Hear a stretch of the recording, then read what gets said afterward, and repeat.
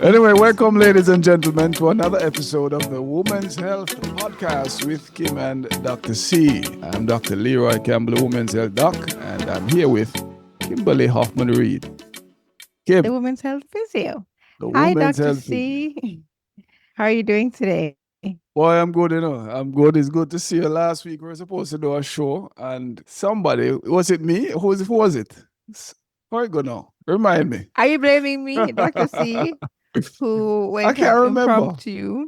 Don't let me talk your business, Don't let me talk your business. Just take the Oh, blame and move on. yeah. It was Oh, me. take the blame and move on. Oh, yes. Yeah, man, it's me. I'll take the blame. But yeah. Oh, yes, I remember now. I remember. hmm But I did get to see you. Yes, that was lovely. That was good. Mm, We get a little that was a chance to good. chat offline. Yay, So it was good. dang. Because people don't believe that I only see you when we have these talks. Now we talk only when we have these talks. And they think that, oh yeah, Dr. C always talking. Guys, he's just as busy for me as he is for you. Oh, Lord, no, stop it. I won't take that on. I've learned to just accept certain blames, especially after being married. How long I've been married now? For 16 years. You've learned. So I learned I don't get into certain fights. So I'll accept defeat. Okay? Accept it. Anyway, come on now. Tell me what's trending, because you're the one that has to keep me up to date with what's going on in Social media. social media space. Oh yes. Health space. Yes. Mm, So yesterday was Father's Day. That's okay. good. Yes. Uh, a lot of the posts yesterday there weren't much father bashing, so that's good. That's good. More of a celebration of the good dads. And not even saying good dads, just celebrating all dads. And if you want to take claim for that, even if you're not, you are free to do so. Because it just seemed like people are moving away from that, posting their mother on Father's Day because they played both mother and Oh father wow. role. I didn't see much of that. I didn't see any of that yesterday, which is our first. So that was good. I mean, a lot of fathers were being praised. So I'm seeing like, yeah, the fathers are stepping up. So I'm good on that. And not a lot of gelding jokes. So another thumbs up for that in my book. So yeah, it was a good Father's Day, I'm guessing, for the fathers. I saw them out there celebrating. I went with my dad to get ice cream and I saw a lot of fathers out with their family. So it looked like a good day. It looked like a good day. It looked like a good day. And I'm happy about that direction in which we're heading and where, yes, we have good fathers and we have bad fathers. Yes, just like we have good mothers and we have bad mothers. And yeah, probably we have overwhelmingly more negatives for the father side. But there are a lot of trying fathers. There are a lot of trying fathers. And encouragement, sweeten labor. So encourage them to continue on that path instead of beating down on fathers and all the things that they're doing wrong. I mean, culture played a huge role in where fathers are right now. For many years, they just provided and they didn't really do a lot in the family. And now things have changed drastically where women are out working and they didn't learn this from their fathers or the fathers before. So this is a new space for them. And if they're trying and if they're willing to learn and be a part in more than one ways, in more than just providing, but actually being there for their children, then encourage it, support it, love on them, and we might find that a few years from now, posting a mom would not even be a thing that we'd even have to discuss because that doesn't exist, and that would be a good place to live in. What do you think? Yeah, I think definitely a good point. I think that's encouraging. The point you made about fathers' roles, I think, is a very, very important point in a Kim, because Mm-hmm. I think, was it the last show we were talking about the fact that the role of women has evolved Mm-hmm. tremendously over the last 100 years. Yeah, Okay. it was the one before on the The sleep. one the one before, Mm-hmm. yeah. The role of women has evolved much Mm-hmm. faster than the roles of men in society. Right. Mm-hmm. We talk about what happened after World War II when women went into the workspace and Mm-hmm. began to become earners, right? They started becoming more involved in academics. And we Right. have a world now where many, if not most of our women are working, you know, Mm-hmm. Mm-hmm. and they're juggling several roles because Exactly. yeah, you had before women were in the home, homemakers, taking care of children, caring for the family, but now they are now doing both, right? Right? So it's not like they lost the They responsibility. didn't lose any. They just took on more. They took on more, so that was the blessing and the curse of the woman's liberation movement. Right. And what happened is that the role of men really didn't go along the same evolution. So Didn't. men still were in the workspace. The expectation was Mm-hmm. still that they're breadwinners and not men as homemakers, not men as being domestic in their mentality. And so Right. consequently, now it created a problem. And it's Mm-hmm. still creating a problem today where now there's a void in the home because the women who are still trying to juggle both things. You can't be 100% of any one thing. You can't. You understand? And so You consequently can't. now there creates this void and sometimes friction. It's sometimes friction that causes disruption in relationships whereby men really didn't learn how to deal with women who are earning, who have a sense of Mm-hmm. independence, who are educated. How do these men deal with women? And so for that reason, I believe that has been a part of the problem with the fact that men have become absent from the homes because some of them have been so intimidated that to run Yeah. away. That's one of the reasons. What do you think? That is one of the reasons. I agree. And I think also it becomes multifactorial because I think we discussed once a study that spoke on female libido being decreased because of the man child. So women feeling like they have to take care of their husbands as one more child because they're not pulling their weight in the household, even if they work and provide in terms of the household that we both live in because we're both providing, the men isn't pulling their weight. And because women are constantly doing so much, they don't have time to feel feminine and to want to have sex with their husbands. And then the men, they want sex. And that creates a tension because they can't get the wives to have sex and the wife cannot get the husband to understand why they don't want to have sex. And they have this back and forth, and that can lead to all sorts of trouble in terms of the marriage. So that is because, as you stated before, men, they haven't really evolved into this new role where, yes, you're providers, but your wife is also providing. So you have to meet her halfway somewhere in terms of taking on other roles and responsibilities in the household to make sure that things are fair, to make sure that things are balanced and that the bulk of the load doesn't fall on one individual. You have men who are there like, but to ask her what I must do to help. We do not want to tell you what you must do to help. You have eyes. You can see what needs to be done. Making you a list is mental work. That is work. I don't want to make you a list.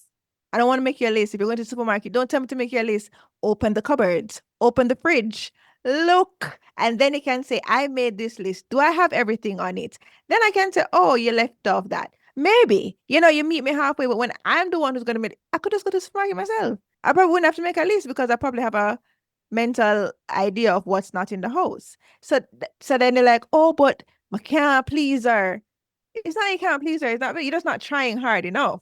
I mean, you are an independent, capable adult. I would have to make a list for my daughter. I don't need to make a list for a grown man, And that's the issue that sometimes men don't get. They're like, oh, but we're helping. Are you? Because if now you break down the task into it, if you break it down, not just buy groceries, if you break down the steps, if you take away the last step, which is buy the groceries, you realize that you don't really take away the whole task from me, right? Because you look at it as buying grocery, but there's a whole process into buying grocery.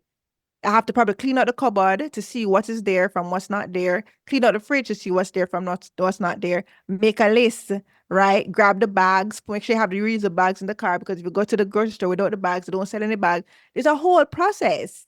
So if you just take up my bags, take up my list and you haven't taken the load from me.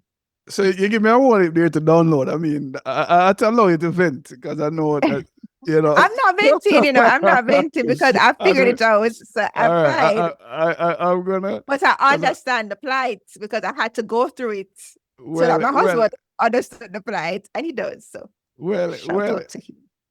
Yeah, definitely shout out to Sam. But what I would say though is a lot to download. The first thing you're mentioning about the man-child syndrome and the fact that women are find men less sexually appealing. And that one I found interesting regarding Right. that study because one of the things that the question that comes to mind is why wouldn't women find men less sexually appealing? And why do you think this is? And could it be that the fact that women are less dependent on men for satisfying their security needs, could that be a factor that's contributing to the fact that they have less libido and less desire for sexual interaction with their men, husbands, and so? Okay, so firstly, I think what the research pointed to is overstimulation for women because a part of sex for women, it's a lot mental. Men, it's a Mm-hmm. little more physical. It's a lot more physical. While for women, it's a lot more mental. So if I'm thinking about the 50 million tasks that I have to do, it's very hard for me to get in the mood. Mm-hmm. And then when no, sex is not a chore. It's not a thing I have to do. And I have women in the clinics when we talk about sex and they're like, I just do it as a chore. I'm just Mm-hmm. doing it. And I'm like, it shouldn't be like that. And like, well, that's how it is. And then I would ask them, okay, what's the workload like in the house? And it's always that the woman is doing way more. And she's complaining about the same things I just mentioned, having to make a list in order for them to do the different tasks in the household, or they do it on their own time, which is they're like, oh, but I'm going to do it anyways. But sometimes you doing like, say I'm going to cook, you washing the plates affect my ability to get my tasks done. Mm-hmm. So even if you're like, but I'm gonna get it done, but then I'm gonna cook late, I'm gonna probably eat late. And so she's working on her weight and she doesn't want to eat at 9 p.m. She wants to have her last meal by 6. You are throwing off a lot of things that you're not even noticing. It's not even just washing the plate because now she has to cook. Now she's gonna eat late and now her goals are thrown off. It's a bigger picture that you're probably missing. So it's not just that you don't find them attractive, it's just that the process of women's arousal, it's a lot of mental. And if half the more than half the brain space is on task and things we have to get done and childcare, home care, husband care, there's not a lot of room left for you to be aroused and want to have sex with your partner. That's interesting. So essentially, you have already so many things on your mind. There's no space there now for more stimulation because you're already overstimulated. But Right. so then it now causes you to wonder because you know my view already that the solution to one problem oftentimes creates another. Yeah. Because it seems to me, that women have fought so hard to get into a certain space of being, able to work and be contributing in a professional sense that now they have created a problem where now they're overwhelmed by roles and responsibilities. And it seems that there's a desire to almost move back to where they were before, where they're nurtured and cared for, and where you have a man who is providing. It seems like we're coming full circle. Well, I can't say that. I think we all appreciate having the choice to work or to stay home. We appreciate that choice, but we don't want, when we choose to work, we're going to be overwhelmed because you choose to work. So you figure it out. You need to figure it out to the household, child, and work. That's not fair because you're also benefiting from my efforts of going out and working. So why shouldn't I benefit from you helping out? And it's not even helping out. We're two responsible adults. It's not even helping out. You're taking care of your surrounding. You're doing what you're supposed to do as a responsible adult. So I don't think it's for, when you have to tread lightly on that argument because it makes it sound like, well, women ask to work. So if you're overwhelmed, you probably should just stay home. When the reality is most households cannot afford for the man to be the only one working. With Yeah. low income, low wages, that is not even an option in many households. But a man figuring out how to contribute effectively to his household in terms of the activities that he can partake in, how he can make the work load lighter for his wife, that's simple. That is something that can be done easily. So to instead wish us back 50 years when you can actually just learn how to go grocery shopping without asking your wife how to do it. Learn how to do it without calling her 50 million times to video call. Is this the butter that we use? The butter we've been using for 5 years, bro? Like, you don't need to video call. Like, you can actually do this. It's not an impossible task for a man to learn. We've had to learn and evolve and adapt every time we have a new child. Every time we've always had to adapt. So it's not unfair for us to ask men to come on, adapt So so we let me can ask live you. in a happy, peaceful home. So let me ask you, because what you're saying is essentially that men, if they are not able to contribute in the traditional ways, then as a part of their responsibility to the family, they would need learn how to contribute in other ways. So you're saying that in the past, a man would go out and win bread and he would come back home, bring home the bacon. He wouldn't necessarily be shopping, and he would give the woman the money and say, go to the supermarket and do the shopping. And they take care of the house and the kids and whatever. But you're saying now that the fact that women are also sharing in those responsibilities of winning bread and bringing home the bacon, then men should also share in the responsibilities of homemaking and taking care of the family. Right. Is that a reasonable summation of what you're saying? It is a reasonable summation, but I don't want it to be limited to just based on a man's ability to bring home the bacon, whether he should help in the household or not.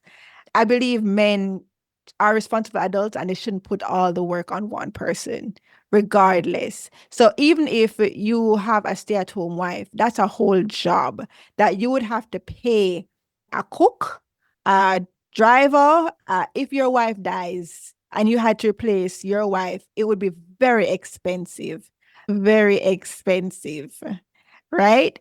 For persons who have stay-at-home wives. It's a whole job. It is a whole job. So I don't think because you're making lots of money, it should just be your wife's rule. I feel like decisions that you make for the family should be for the betterment of the family. So we can look and we can say, yes, my wife is staying at home. This is the time that she has to wake up. These are all the things that she has to do. This is a lot in terms of her mental health, physical health. We're making money. We can outsource this. We can outsource that. It can be a discussion, even if you're not physically helping, meaning that you're washing the dishes or you're doing whatever. You can be the one paying for these kind of help for your wife.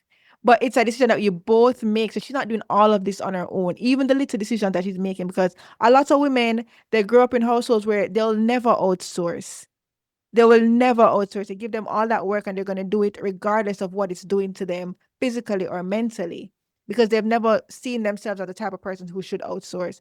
Oh, I don't want nobody to cook for my husband. I don't want nobody to wash my husband's clothes. And sometimes it's for you as the man to realize that, oh, this is a lot on her. It's a lot on her. Let's do this. Okay, you don't feel with anybody cooking for me? That's fine. Let's let this person wash. Let's let this person come in and do a deep clean and you can do the tidying up clean 3 times a week or whatever. It's sitting down with your wife and also leading in that regard. Because that your husband coming and the one's gonna be like, whoa, like you feel protected, you feel loved, you feel cared for, and in turn, you might get aroused. Who knows? But science says you probably would. So it's not just a matter of money. It's about taking care of your partners. Just like she's looking out for you. She's making sure you eat well. She's buying good groceries. She's doing all these things to make sure that you're okay. You should do the same thing. And it feels unfair when all the time you're doing all these things for the persons around you and nobody's looking out for you and nobody's caring for you. So I think that is where that balance is, not necessarily whether we shouldn't have worked or we should have opted to stay home, because either way, both of them, they're stressful regardless. Working, staying at home, both can be really stressful. Yeah, absolutely. I mean, you're absolutely right about that. If any man has stayed home and done the dishes and washed the clothes and tidied the house for one day, they'll realize that It's it's a not lot. easy. It's a lot of And stuff, add a crying baby to it. No. I mean, just one day of that is enough to make me want to go to work. So, well, I think the bottom line though is what kind of love and care do we have for a partner, right? Certainly, Right. when we talk about from a biblical perspective, I know that my influence is strongly based on the scriptures. And the Bible Mhm. says that a man should love his wife even as his own flesh. So Right. literally, the kind of thought process and care that you would put towards yourself is really what you really should be putting towards your wife, your Mhm. partner. I think that is pretty much what you're pointing to. It One of the does. things I find interesting, Kim. So I was yesterday, as you said, was Father's Day, and I was having a conversation with, a friend of mine who is more of a mentor, older. She's an older woman. She's probably in her 80s now. That's very wise, just full of Wow. sagacity, and every time, and she's witty, and her capacity is as if she was 25 years old, right? Love it. And she made a point to me that I found rather interesting, because quite often you find that men are missing from many of the traditional places of nurturing. So from the family, Mhm. from the church, right? Even nowadays, you're finding men Schools. missing, and schools, right? So the traditional places where children are nurtured, men are missing. And she raised a point to me that one of the problems that I think is happening is that a lot of the times women are too, she didn't use the word independent, but she's like, I tried to use what she said, but essentially she was saying that, women are a little bit too proud and in fact, sometimes arrogant in this day and age. And so therefore emasculates men, it marginalizes them. The average man feels like he has to do too much to compete. And so consequently, he just shies away from the responsibilities and disappears.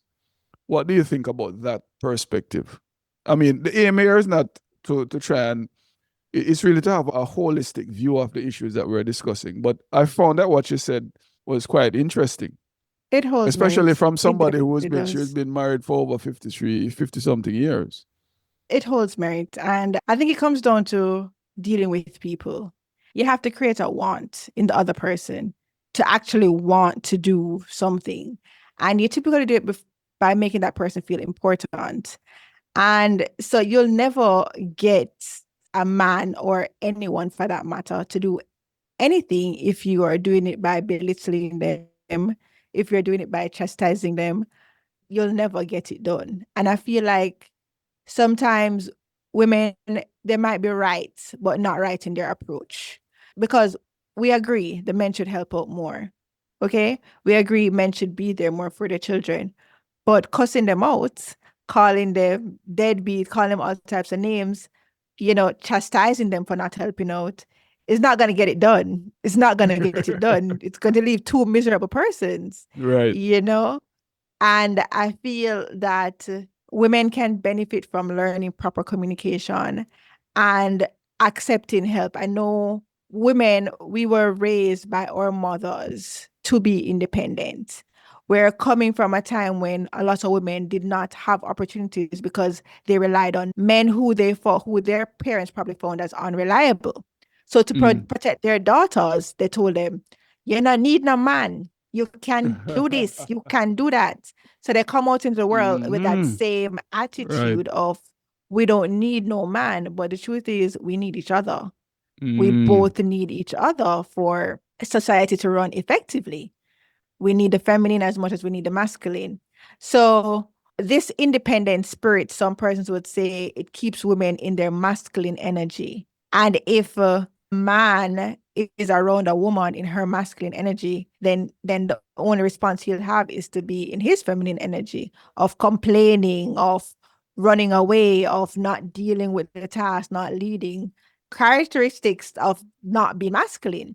So it's very important that even on the quest of getting men to be more active, that we find the proper channel, the proper way of communicating it, and realizing that we do need men. We do need men, and the studies show that we need men. Because even though I don't take the stance of single mother homes, I'm going to use absentee fathers. In these families, you have a lot of instances of children coming out to become criminals, coming out to not do as well as they should in life. And there are lots of studies to prove this. So it is clear that Mm. we need both parents in the household. So it's not fair to be like, we don't need men. So I do agree. I do agree that we do need more men in the spaces. And I do agree that women can contribute to men not wanting to be in the spaces in the first place. Right. And I don't like to, I don't like to blame other persons for other person's actions, but it's realistic. If you don't want to be around someone, you're not going to be around someone. And there is always some accountability that each person can take. And a lot of times women, we do use our tongue to run persons away. And I'm team woman, but I have to be real. I was talking to a friend the other day and she was having some issues in her marriage. And they had a conversation. And in the conversation, to me, when she was relating the conversation to me, it sounded like all she wanted the man to do was admit that he was wrong. And I was just listening to like, but what would that solve? I mean, okay, yeah, he's wrong, but you've not voiced anything other than trying to force him to say he's wrong. You've not voiced how this made you feel. You've not voiced what you believe would have been a better approach. You've not voiced anything. So if all you want him to say is wrong, he's going to be defensive. He's not going to say anything. He's just going to be like, no, I'm not wrong. And you're stuck doing this for a few hours. This doesn't make no sense, you know? So there's always some accountability to take about how we do things and how we get other persons to see things our way without chastising, without belittling. And I think Sonia Winter, our friend, the psychologist, she always said, complain, don't criticize. So in essence, what she's saying is, when you do this, it makes me feel this way. And if someone loves you, they don't want to hurt you. So if you're not really criticizing, like, you always do this, you're not do this, and you're this and you say, babe, when I asked you to do the dishes and you took your own time to do it and you took forever to, you know what that meant for me? I felt like you didn't care about what I was saying in that moment. I felt like you were dismissing me. I felt like you didn't understand the whole issue. Like, I'm trying to cook earlier in the day so that I can eat earlier, so that I can lose some weight, so I can feel more confident in my body, because I'm struggling with that aspect. And then he's hearing and he's like, oh, he didn't see all of that. I know him can say, babe, I didn't mean for you to feel that way. I really was just trying to zone out in this game and I didn't realize. I'm sorry. And you work on it better the next time around. So I feel like communication is a big thing, and how we communicate and how we position ourselves. And if it's all rooted in love, then each party would want to do the best for each other. So it will get things done and move things faster along that way. Yeah, I mean, definitely. I think you raised some very good points there, as it relates to how we communicate things. I think what is happening now is that in the past, we have to be realistic that when women had less options for security, they probably were a little bit more cautious about how they would speak to a man. If you knew that this man was the one who put food on the table, you are going to treat him a particular way because you know that keeping him happy is going to keep you happy. Right. And then now we're in a world now where for many women, either they can sustain themselves on their own or they are contributing just as much as the man, if not more. Right. So he needs her. In fact, most of the cases now, women are earning more than men. No, the statistics show that is where the trend is. Women are out earning men. And so consequently now, and I have said to you before, when we look at it from an evolutionary standpoint, the woman's main requirement for contentment is security. Right? Women want security. So now, if she's already feeling secure without him, then what is it that's going to drive her to treat him in that way that he has grown, that he has evolved to be treated?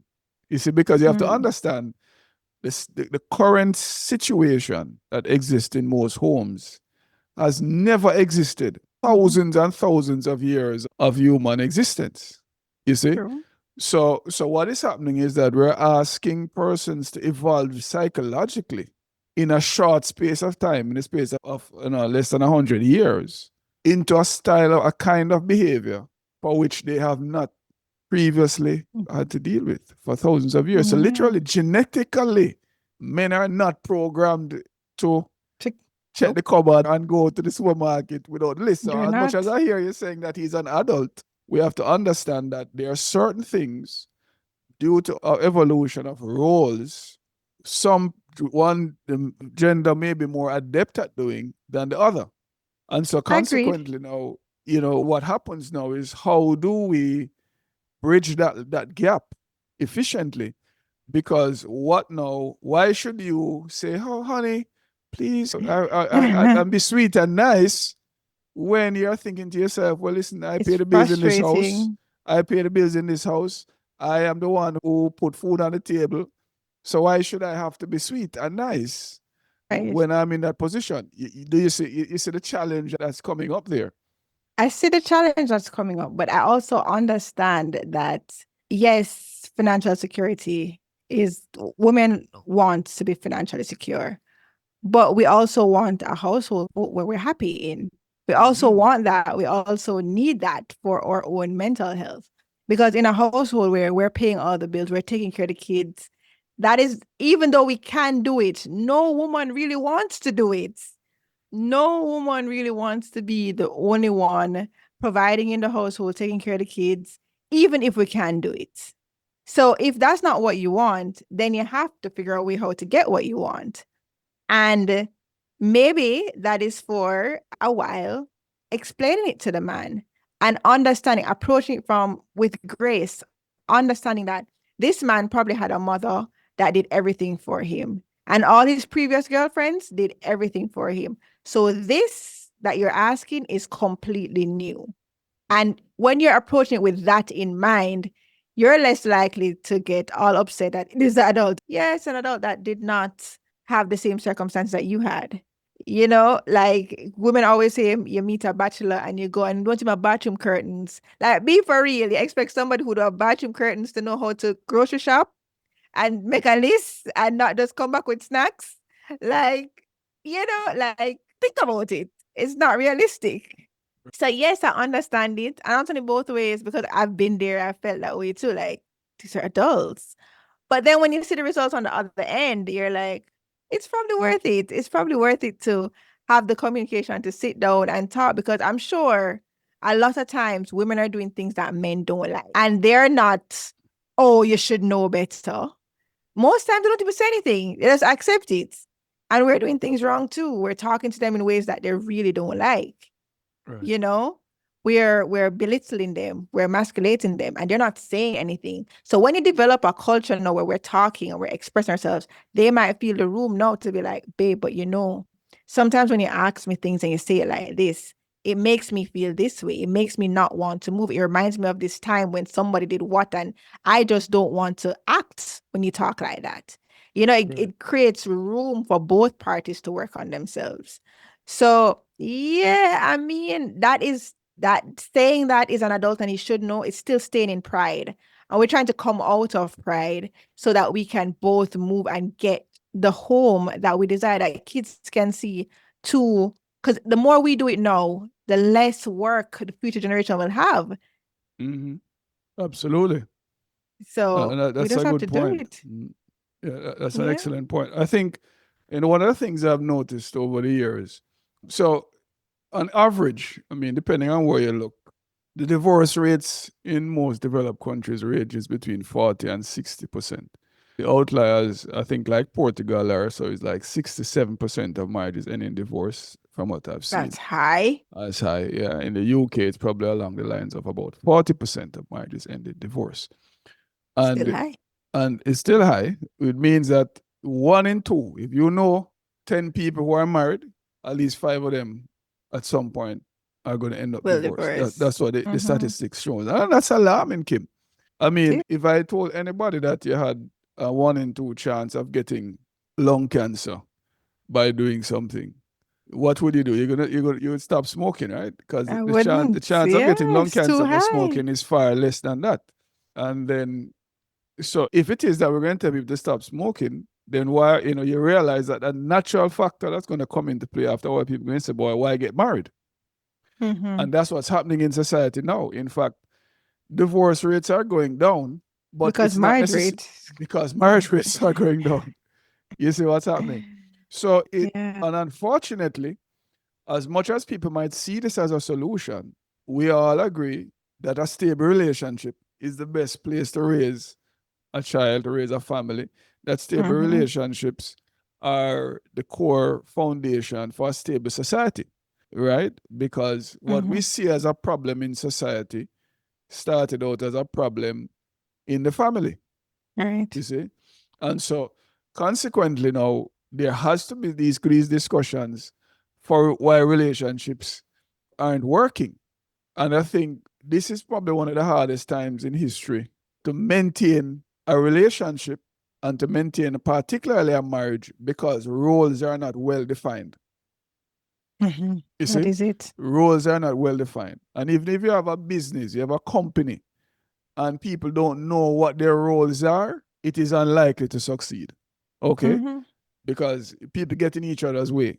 So Right. so you see this immense challenge that Mm-hmm. is there. I want to go back to that point about, as you mentioned, about pride, about how women and men interact. One of the things I've found is that quite often, there is the statistics would suggest, I'm trying to remember what the exact figures are, but infidelity is Money quoted as one of the most common reasons that for divorce for divorce, right? But my Mhm. opinion is that a lot of the times infidelity is a symptom or something rather else. than the actual disease, you see? Mm-hmm. Because I have observed that quite often when men cheat, I think for women it's a little bit more varied, but often when men cheat, when men end up being sexually involved with somebody outside of their marriage, it oftentimes is someone who quite often is someone in a service kind of role, that they meet the person in a service kind of role. So, for Mm-hmm. example, we talk about a waitress, we talk about a bartender. In the past, when men were more dominant in the workplace, it was the boss and his secretary, right? Doctors and nurses, right? You know, we can go on and on. It's always See someone the in a picture. service role.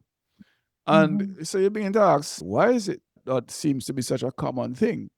And part of it is the fact that the male ego, a man's sense of self and importance, is one of the main drives for attraction for men. You see? Yeah. And so quite often a man who doesn't feel appreciated and doesn't feel cherished at home will go to a restaurant and meet a waitress, and even though she's doing it because she's getting paid, it doesn't register with He him. doesn't even care. He Yeah. doesn't care, that, he will go to a bar to drink and the bartender is nice and she'll listen to him talk, and Because she wants him to buy lots of drinks. she won't interrupt him when he's talking, and she'll serve him. Yeah, because she wants him to buy lots of drinks, you see? So you realize that a lot of men are trying to recreate the system that they were evolutionarily designed to exist in. Yeah. What do you think about that?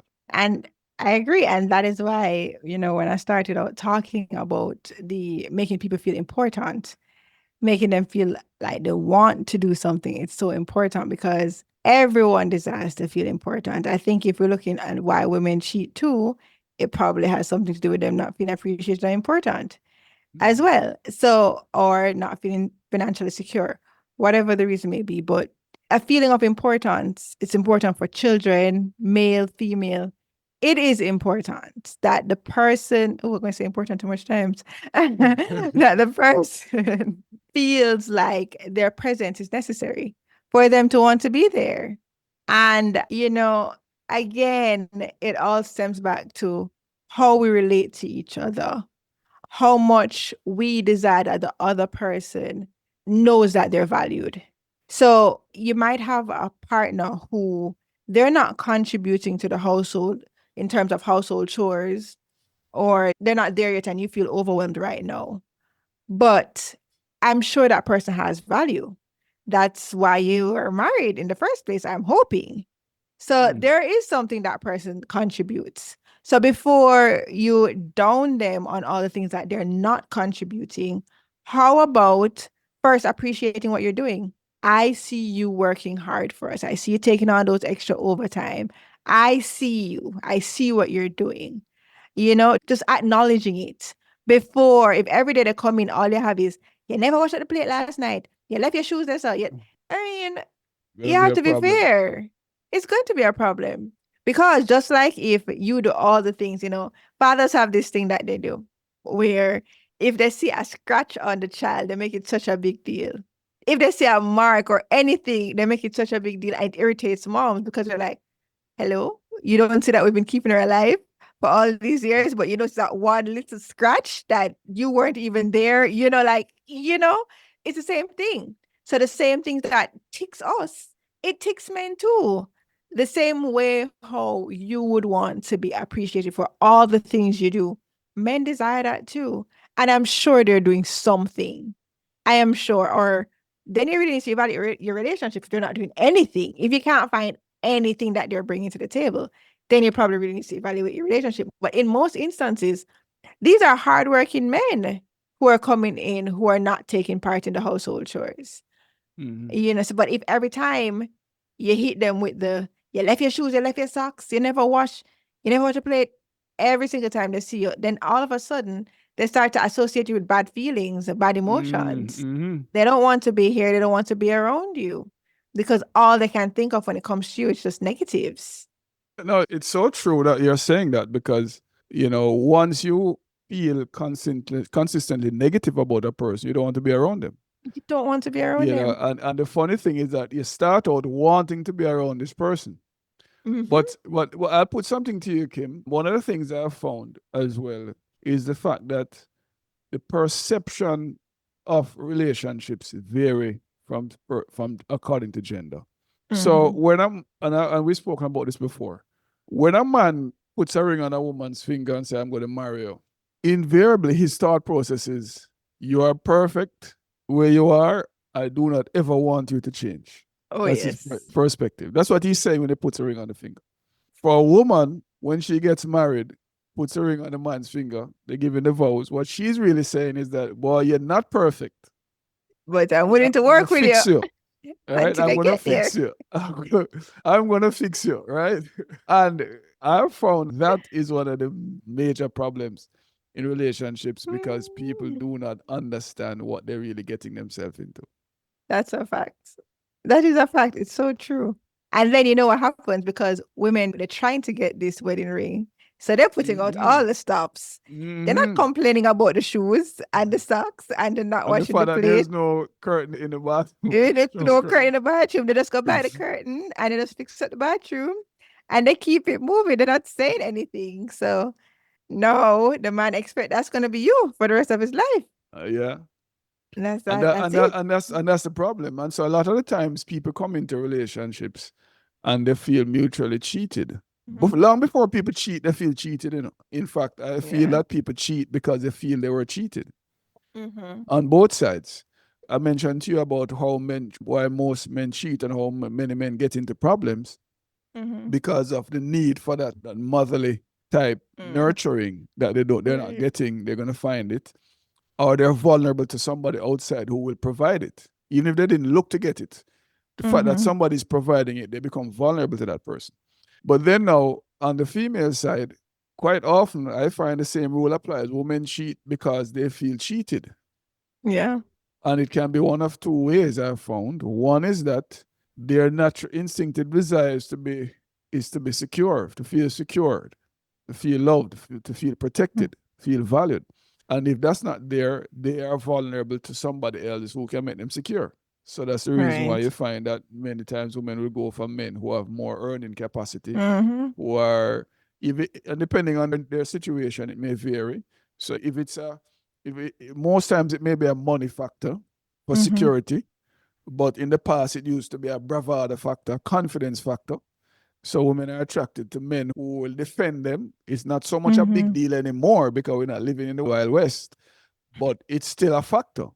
And then also the second thing that I find causes women to cheat, they feel cheated, is if men cheat. Mm-hmm. So it sets up a cycle because they now Yeah. cheat as a matter of spite. Yeah, You see, so revenge. a lot of women do revenge cheating. So Hmm. ultimately, you find that cheating is oftentimes a result of people feeling cheated. Yeah. And then sometimes men know that they're not at the space that the woman wants them to be. And they also make promises that they're going to do X, Y, and Z, and they never do. And then the woman is like, yeah, this not going to work out for me and my family, Mm-hmm. you know? So it goes both ways, as we've been saying. But what I believe needs to happen, we spoke about this the last time we had this conversation. It's been upfront from the get-go. Mm-hmm. Like, this is how ask the questions, ask the hard questions. How do you see yourself as a wife? And then answer the questions honestly, not like you're interviewing for a game show or to become Miss Universe. Answer the question honestly. Because yeah, you might feel like going down the aisle is the most important thing right now, but I feel like staying married should be the most important thing. Mm. So answering the questions honestly can allow for that. If I can be like, as a wife, I see myself, yes, I'll be cooking, yes, I'll clean, but I will not be the only one doing this. Mm-hmm. There will be tasks that will be shared, and we can share the task according to what you believe you're better at, because, Right. men tend to press better and they can do those steamy things that women probably can't. Okay, then you're in charge of laundry. It can be what you like. It doesn't have to be like I'm forcing you to things you don't necessarily like. And then we can probably decide that we're going to outsource the things that we both don't like. We can have these conversations from before. So then when we enter the marriage, it's not like, oh, I didn't realize that I was going to be the one wash, cooking, cleaning, and the likes. Mm-hmm. It's not a I surprise. didn't know you expected me to do all of this on my I own. didn't I know thought you you'd expected. help. And some women, they're genuinely Uh, shocked. They're like, but yeah, what's funny? They've been doing yeah, it on their own all throughout the courting. yes. You see that that's so much and it's all about values and, as you're saying, being honest about expectations. Hmm. Because the truth is, if we're to be honest with ourselves, we are guilty of cheating people, We cheating are. the people we claim to love. Because, as you said, sometimes, especially when you want the relationship or you want the ring or you want the woman, you're doing what is everything in your power to please that person, Hmm.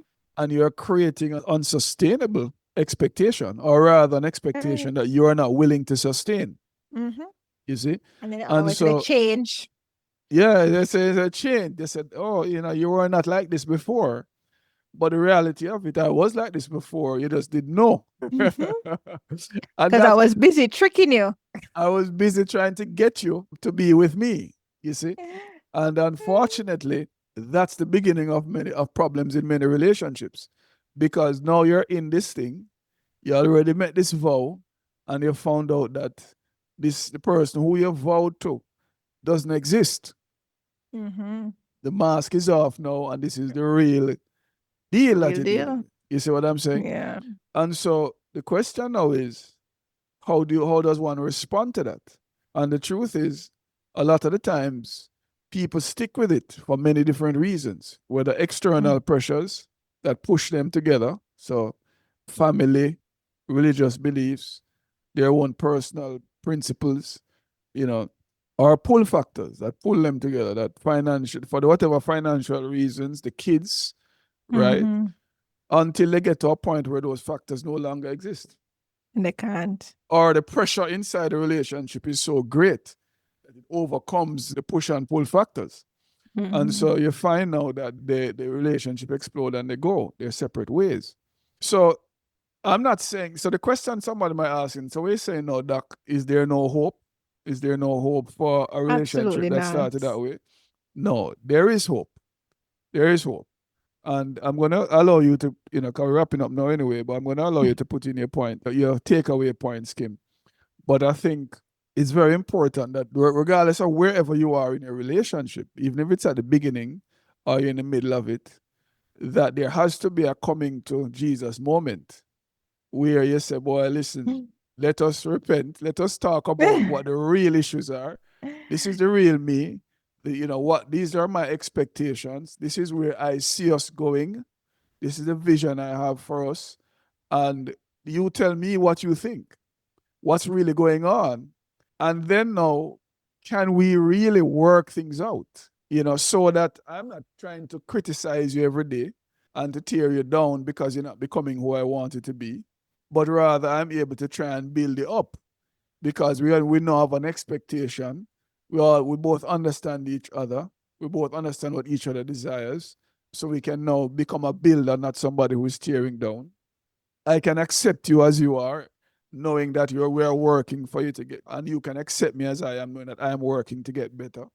But the bottom line is at some point we have to be really honest about our expectations, and we have to be humble enough to communicate it, and we have to be willing to hear. So those are the three things that I would say. Three Yeah. H's: honesty, humility, and be willing to hear what the other person is saying. Yeah. And for me personally, I believe that I agree with your 3 points beautifully. So I'm just going to add on to them. So do what Dr. C says. And then it's resources. Just understand that you do not know everything. You do not know how to make everything work because, as we mentioned before, it's the first time in history that we've ever been here where man and woman can contribute financially equally, provide protection. We can do it all. Guns are available. We can literally do everything that was once on one role, one person. Literally. So we can protect ourselves, we can provide for ourselves, we can do it all. But that does not mean that the other person is not significant. It's unfortunate that all along our roles were just tied to women's ability to nurture and care and men's ability to protect and provide. Unfortunately, that's what we needed at the time to make it here. But now we're here and we can go much further because we lose the ability to progress a nation if we tie half of that nation to just being at home taking care of kids. We don't get their brain power. We don't get what they can contribute to building businesses and making inventions and all of that if we're tying them to the home, right? So we both can contribute to the growth of society. So now we're here. How can we now lean on one another to propel each other instead of fighting at each other, blaming each other? Like if you go on social media, it's everything is an argument between race, between genders, sorry, male and female. Women are this, men are this. There is no winning if we're families at war. There is no winning. So, okay, we're here. We're here now. We've already made these vows. We honor these vows. How do we progress? And we sit, we look at what are the current rules. Be honest about it. As a man, write down all that you do on your own or contribute to. And as a woman, you write it down and you look at that list. I promise it's going to shock you if you're at a place now where things aren't where you want it to be. And then you can fairly sit down and say, how can we both make this equitable? It doesn't have to be equal because there are some tasks that carry a heavy weight than others. But how can we make it that the other person doesn't feel robbed, that the other person can't progress in their career, in their whatever, because they're tied to all of this? How can we make it so that the other person wants to see me at the end of the day, wants to hug me, wants to spend time with me at the end of the day? What will that be? I know you're making a decision not just for you, but for your family. You're making family decisions. How will this make mommy the best mommy so that she can take care of everybody? How will this make daddy the best daddy so he can take care of everybody? And once we're doing this, we're making family-based decisions. We're not sacrificing the family for an individual. Then we can start to make some progress. And then, okay, I want to take over shopping, but I don't understand this listing. Babe, tell me the steps that I need to take when I'm going shopping so that I don't have to call you, so that it doesn't feel like the task is still on you. And you sit down and we have this conversation. You make a list, you write it down, and you say, okay, so the next time I'll do it this way. And then you can ask for feedback. Babe, I did it. Is there anything I could have done better? And there we go. Same for the woman. Okay, babe, I want to work better at communicating with you. You have an argument and you communicate and say, babe, I really tried this time. Is there anything I could have done better? Is there anything that I said that probably turned you off? Or, and then you take the feedback and you work on it. Because you have to understand that you're not fighting against each other. You're fighting with the problem. You're trying to make the problem go away so that the two of you can flourish. It's not you against each other. It's you against whatever is affecting your family. and affecting the ability for your marriage to last and to go the distance. And once you have respect, you have love, and you're able to communicate, marriages can go the distance. They absolutely can. And marriages are beautiful.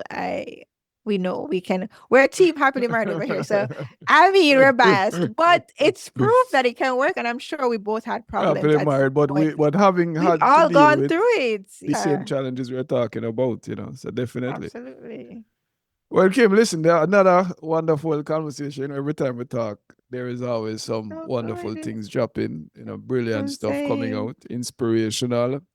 So hopefully you guys will benefit from that. And we just yeah, want to say stay happy, stay healthy. Kim, take it out for yeah. us. So, guys, please leave us some comments. What do you want to hear us talk about? What do you feel about this conversation? What tips, what takeaway will you be trying? Let us know in the comments. We want to hear. All right. Until the next time. What's it again, Doc? We can never remember it. Stay happy, stay Stay healthy. happy, stay healthy. All right, guys, take care.